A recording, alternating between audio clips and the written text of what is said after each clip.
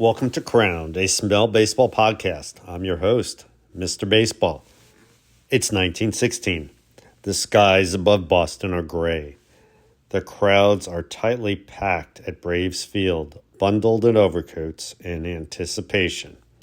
Across the field, a young lefty warms up, shoulders loose, motion fluid, confidence, coiled. His name?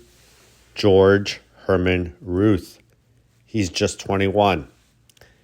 And in a few hours, the world will know his name. This is the story of the 1916 World Series, a 5-game showdown between the seasoned Boston Red Sox and the debuting Brooklyn Robins. The Red Sox were no strangers to October. They won the World Series in 1912 and again in 1915. And now, with most of their core intact, they were looking to go back to back. Their strength pitching, Dutch Leonard, Ernie Shore, Carl Mays, all proven, all poised. And then there was Ruth, young, raw, powerful. But here's the twist. He had never pitched in a postseason game before. That's right. Despite being on the roster in 1915, Babe Ruth didn't see the mound once during Boston's title run. He rode the bench, waiting, watching, learning. Now in 1916, he was about to get his first shot. Their opponents, the Brooklyn Robins, the team we now know as the Dodgers. Managed by Wilbert Uncle Robbie Robinson, they were a gritty, fast, no-frills bunch. It was their first ever World Series appearance, and while they weren't favored, they weren't soft. Zach Wheat was a legitimate bat.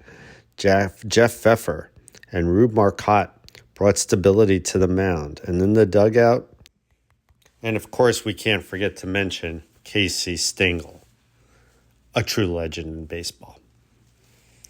So, the date was October 9th, 1916. Game 2, Braves Field. The moment had come. Babe Ruth made his postseason debut. Nerves, maybe. But if he felt them, they didn't last long. After surrendering a run in the first inning, Ruth slammed the door. For the next 13 straight innings, he allowed nothing. Ground outs, pop-ups, strikeouts. He moved like a man possessed. Brooklyn couldn't touch him. In the 14th inning, the game still tied. Dill Gaynor stepped up for Boston and delivered a walk-off single. Final score, 2-1 Red Sox. 13 innings, 1 run, complete game. Babe Ruth's very first taste of postseason glory. It was the longest outing of his playoff pitching career and one of the longest in World Series history. And it was just the beginning. Game 3 shifted to Brooklyn, where the Robins got their lone victory. It was a tightly played 4-3 win with contributions from several names lost to time, save one, Casey Stengel, who knocked in a run and later circled the bases, arms high flying, cap flying, a hint of the personality that would one day light up Yankee Stadium. It was their first World Series win, and it felt big, but it would also be their last in 1916.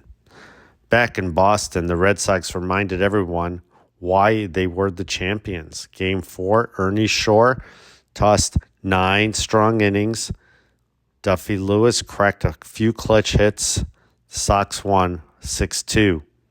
In Game 5, Carl Mays brought his signature underhand style, deceptive and maddening for hitters. Boston jumped ahead early and stayed there, sealing the deal with a 4-1 win.